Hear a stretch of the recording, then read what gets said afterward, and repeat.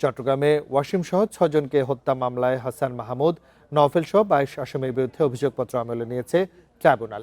এ নিয়ে ব্রিফ করছেন chief prosecutor Aminul Islam. আমরা সরাসরি চলে যাচ্ছি তার বক্তব্যে।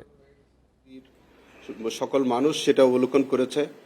জাতিসংঘ রিপোর্টে তার এই হত্যাকাণ্ডের বিষয়টি জাতিসংঘের রিপোর্টে উঠে এসছে। আমাদের তদন্তে সন্দেহাতীতভাবে তার অকাট্য প্রমাণ আমরা পেয়েছি। আমরা যাদেরকে বিচারের সম্মুখীন আমরা করেছি, আমরা বিশ্বাস করি যে তাদের বিরুদ্ধে অভিযোগ প্রমাণিত হবে ইনশাল্লাহ।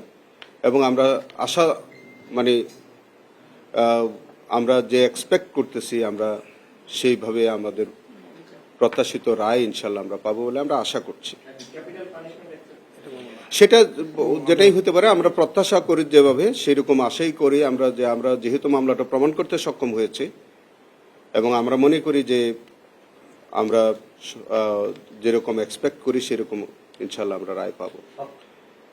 এইটা বলার তো কোনো কারণ আমি দেখি না, কারণ আমরা আসামি বেশি হলে মামলা দুর্বল হবে, কম হলে শক্ত হবে, এরকম তো কোনো বিষয় নাই। কারণ হচ্ছে যারা মামলার ঘটনার মধ্যে সম্পৃক্ত তারা বিচারের সম্মুখীন হবেন। সেই জন্য তো বিচার না, এগুলি আমরা এখন রায়ের আগে, এর বাইরে আর আমরা অন্য কিছু না। আমরা সাক্ষ্য প্রমাণ দিয়েছি, আপনারা দেখেছেন। এই নিয়ে আমরা বহুবার আপনাদের সাথে প্রেস মিট করেছি। আমরা বিশ্বাস করি যে আমরা যারা যে সকল আসামি আমাদের সামনে এখন আছে তাদের বিরুদ্ধে কাঙ্ক্ষিত রায় ইনশাল্লাহ আমরা পাবো।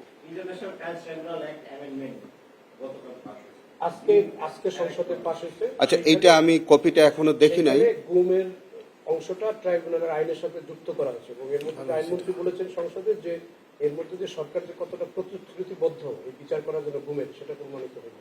দেখেন, আমি শুকরিয়া জানাচ্ছি যে গুম অধ্যাদেশ যদি বাতিল হয়ে থাকে এবং এটাকে যদি আমাদের এই ট্রাইব্যুনালে একটার সাথে যদি ট্যাগ করে দেওয়া হয়, তাহলে আমি এটা মাননীয় আইনমন্ত্রী বা আমাদের মাননীয় সংসদ সদস্যদের আমি আন্তরিক কৃতজ্ঞতা প্রকাশ করছি। কারণ হচ্ছে, আমি আপনাকে বলি, এই গুম অধ্যাদেশটা আমার কাছে মনে হচ্ছে যে এই গুম অধ্যাদেশটা একটা অপ্রয়োজনীয় আইন ছিল।